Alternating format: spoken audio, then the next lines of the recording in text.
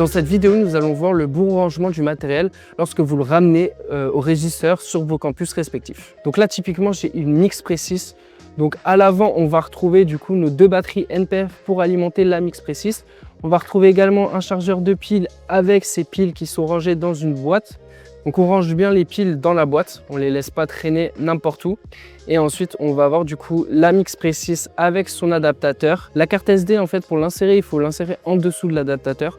Donc ce qu'on fait, c'est qu'on enlève bien les batteries, puis l'adaptateur, quand il est libéré, on peut du coup venir l'ouvrir juste ici, charger notre carte SD, remettre l'adaptateur et remettre les batteries. C'est bien dans ce sens-là, en fait, si vous enlevez l'adaptateur et qu'il y a encore les batteries, ça peut abîmer celui-ci et aussi également en fait les petits pins qui sont juste ici sur la Mix-Precis, et donc du coup en fait ça peut donner une connexion instable dans la Mix-Precis et donc du coup en pâtir sur le matériel et avoir un matériel défectueux. Ensuite on va passer au micro. Donc là par exemple je vais avoir un micro, donc ça va être un MKE 600.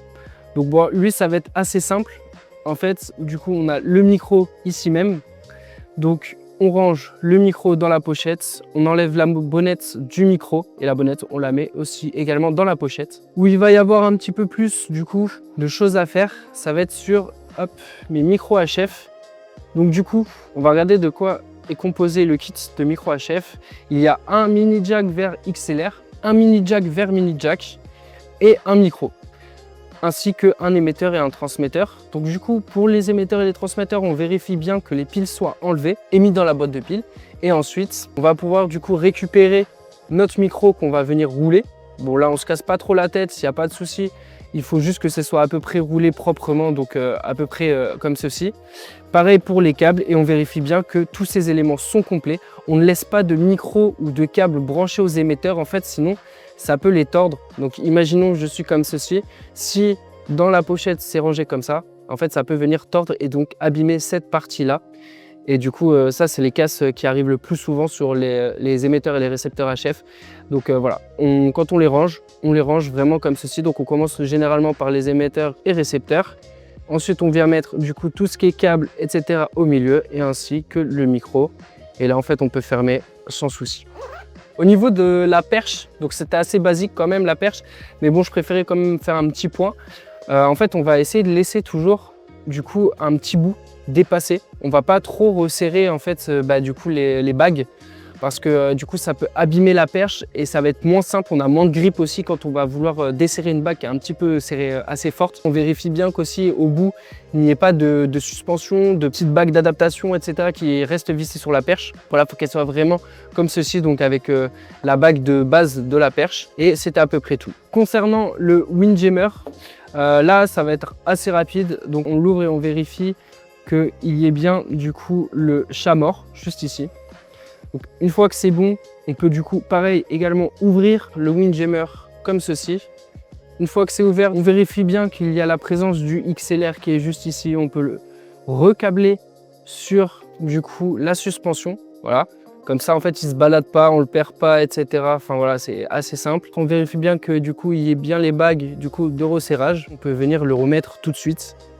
Une fois que tout ça est vérifié, et on pense bien du coup, une fois que c'est clipsé comme ceci, à resserrer les bagues, pas qu'en fait ça se balade. Et ensuite on va venir du coup remettre le chat mort. Donc du côté où il n'y a pas le câble XLR, donc du côté le plus long normalement et le plus large sur le Windjammer, donc là ce sera ici vu que le câble XLR est là. Donc en fait je vais venir remettre le chat mort comme ceci. Hop, on ferme. Et pareil de l'autre côté. Donc là en fait on peut voir qu'il y a une petite fixation ici pour venir mettre notre câble XLR. Hop. Et une fois que c'est fait, on referme sans souci. Au niveau des câbles XLR, on essaie que ce ne soit pas le bazar. Là il est très bien roulé, voilà, il est en rond, il a deux attaches, donc des fois il peut y en avoir qu'une ou zéro.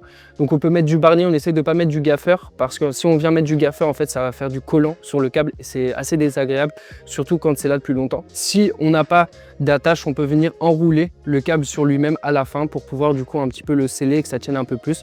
Mais voilà, l'important c'est vraiment essayer d'avoir un câble assez rond comme ceci. Là on a vu du coup un petit peu ce qui est kit de tournage, etc. On va voir aussi ce qu'on peut vous fournir pour des séances en studio ou autre. Donc là par exemple on a un SM7B.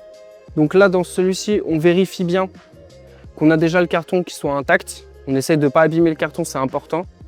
On vérifie qu'il y a bien les notices ainsi que du coup le petit carton de protection. Et là, c'est là où ça va être le plus important. Donc déjà le micro intact. Ici, on vérifie bien qu'il y a toujours la bague d'adaptation. Ça, c'est des choses qui peuvent vite partir ou vite rester, soit sur une perche, soit sur un pied de micro. Donc on vérifie vraiment bien qu'elle y soit. Et pareil, il y a toujours une grosse bonnette qu'on vérifie qu'elle est bien. Bon, des fois, il n'y a pas forcément le plastique, donc c'est pas très grave. Mais en tout cas, il y a la bonnette. Donc on remet bien la bonnette pareil dans la boîte. Et on n'oublie rien dans le studio. On a fait à peu près le tour du son. On va voir juste vite fait rapidement du coup tout ce qui concerne les consoles, etc. qu'on peut vous donner.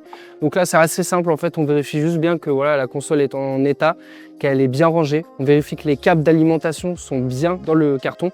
C'est très important. Et pareil, du coup, tout ce qui est protection, mousse de protection, on essaie de ne pas l'abîmer.